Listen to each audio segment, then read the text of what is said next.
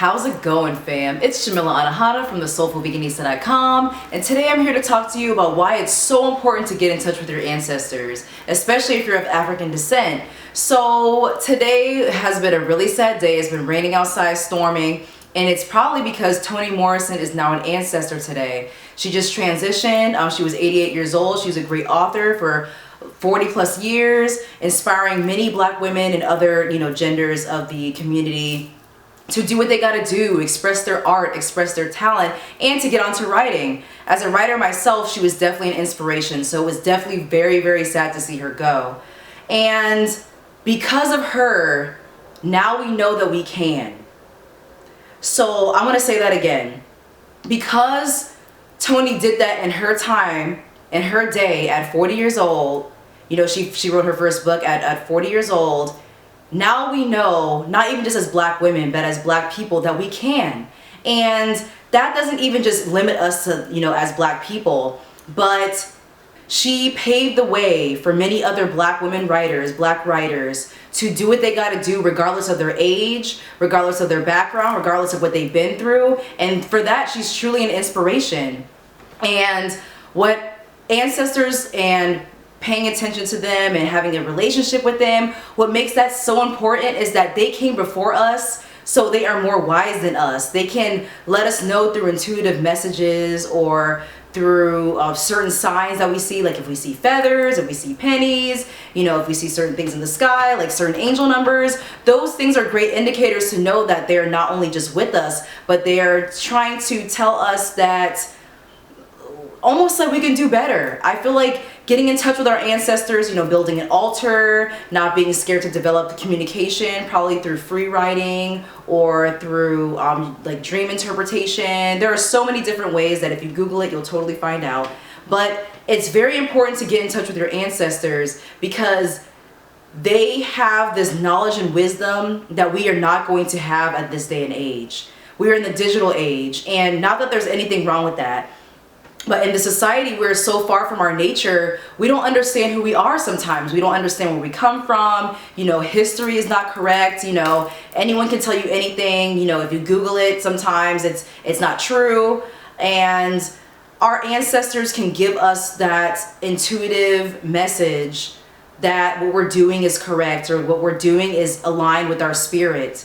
And for me personally, getting in touch with my ancestors and having two ancestor altars, one for my Afro-Indigenous and one for my American Indigenous side, has really put things in perspective. It made everything serious and not at the same time. My ancestors have obviously went through way more than I can even imagine of what I go through now. Although all the isms are in place to keep me, from doing certain things that I want to do, but at the same time, they have experienced it way much worse. There were laws in place, there were customs in place where they couldn't do anything. And they were abused, they were tortured, and I have the advantage of doing what I want to do regardless of these societal barriers and be happy while doing it. And I feel like getting in touch with them, you get that perspective. You understand that they're there to help you and not to freak you out. Because with modern religion, we see ancestors and ancestor worship or ancestor veneration as something that's evil, or like voodoo, as if voodoo's bad. Misinformation everywhere, y'all. But getting in touch with our ancestors and going back to our traditional religions, African traditional religions, are so important because it helps us decolonize spirituality, decolonize religion, decolonize all the spiritual beliefs that were put in place to help us to, actually, I don't want to say to help us. If anything, they have slowed us down from our spiritual growth and made us not only just go far from our nature, but almost hate where we came from. We almost see, the past as the past. We see that as a horrible time, but those were times where we were more, bound to each other. We had a great community. We did things to uplift each other. And now with this day and age, it's definitely different. We still have community, but it's so important that we pay attention to what they have to tell us, our ancestors, our guides, our angels, because they have so many things that they want us to know that if we just slow down and listen, we would know more. So I'm probably just rambling here, but I really do believe that I know more because I slowed down to listen. And knowing doesn't just mean like what I've learned in a book. It's an internal knowing. And it's also from intergenerational trauma. You know, I'll get to that in another video. But I feel like because I can feel their pain, because I can feel that they've been limited, because I feel like they've struggled so much, I have no choice but to carry out my own destiny here. I have no choice but to do what I feel like doing, being authentic, expressing my art, teaching my people what I felt like I've been put on this earth to teach them.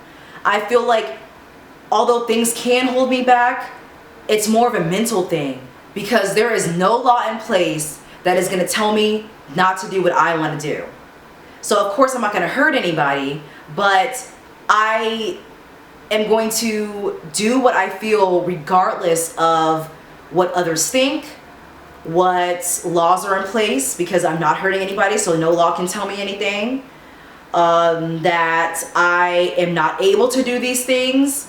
I am in a position, I am in a place, regardless of my race, gender, or whatever, that I still have an advantage regardless of those barriers, those societal barriers. And I will carry on that mission, and I will do what I gotta do, and I will express myself the way I see fit because they couldn't, because they were not able to, because they probably didn't feel like they were safe doing it.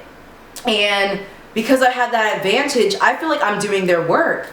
I feel like I'm doing everything that they want me to do. I feel like I'm doing things that they probably wanted to do. They're probably living vicariously through me by me doing what I'm going to do, doing what I came here on this plane to do. And nothing can stop me from that. So in short, I think that being in touch with your ancestors, having your altar, doing what you got to do, free writing, all of that is so important because they did so you can. They did what they had to do. They fought. They rebelled or not. They survived so that we could be here today. So it's almost as if we owe it to them to do what we got to do, to be fearless, to resist, to be authentic, to not let anyone or anything hold us back from living out our true lives, from being ourselves, from expressing ourselves. Nothing can stop me but me. And I will make sure that even if they're living vicariously through me, I will make my ancestors proud. Best believe. Okay, so I'm probably done with that already. Just stream of consciousness type stuff. I just felt like I had to get this off my chest today, being that Toni Morrison transitioned. So if there's anything else that you'd like to see from me, please let me know. How do you get in touch with your ancestors? What do you do to make sure that you're in proper communication with your ancestors, guides, and angels? Let me know. Please subscribe and like. Check me out on thesoulfulveganista.com for my holistic lifestyle coaching services. I'm also on Instagram, Facebook, Snapchat, Twitter, all those things. So definitely check me out on there as well. I'm also on Patreon, so support my Black business there. I'll be posting a video every Thursday, so stay tuned for the next one. Thank you so much for watching. Bye-bye.